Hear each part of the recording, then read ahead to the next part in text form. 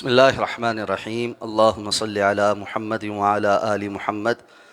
کما صلیت علی ابراہیم وعلی آل ابراہیم انک حمید مجید اللہم بارک علی محمد وعلی آل محمد کما بارکت علی ابراہیم وعلی آل ابراہیم انک حمید مجید عن ابی الطفیل رضی اللہ عنہ قال رأیت رسول اللہ صلی اللہ علیہ وسلم یطوف بالبیت ویستلم الرکن بمحجن معه ویقبل المحجن رواہ مسلم۔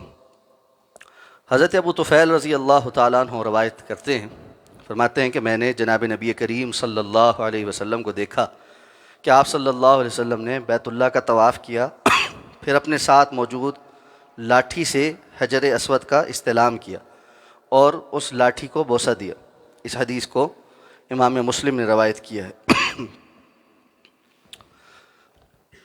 طواف کے دوران حجر اسود کو بوسہ دینے سے متعلق احادیث ذکر ہو رہی ہیں۔ اس حدیث مبارکہ کو بیان کر کے جو مسئلہ ثابت کیا گیا ہے وہ یہ ہے کہ اگر انسان رش کی وجہ سے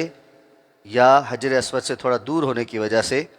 اپنے پاس کسی لاٹھی یا کپڑے وغیرہ سے حجر اسود کو دور سے چھو لے تو پھر جس چیز سے اس کو چھوا ہے، جس طرح حجر اسود کا بوسہ لیا جاتا ہے اس طرح اس چیز کا بوسہ لے گا، یہ جائز اور درست ہے۔ اور اسی سے بعض علماء نے یہ استدلال کیا ہے کہ اگر وہ دور سے بسم اللہ اللہ اکبر کہتا ہے تو ہاتھ کا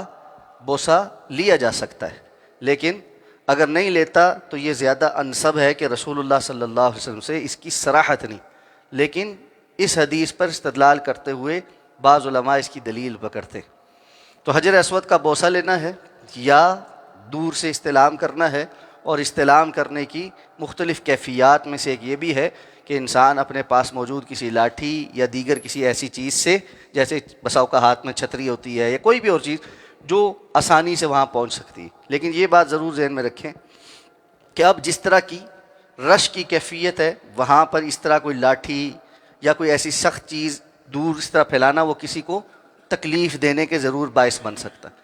تو یہ صرف اس صورت میں ہے کہ جب یقینی ہو کہ کسی کو تکلیف نہیں پہنچے گی، تو پھر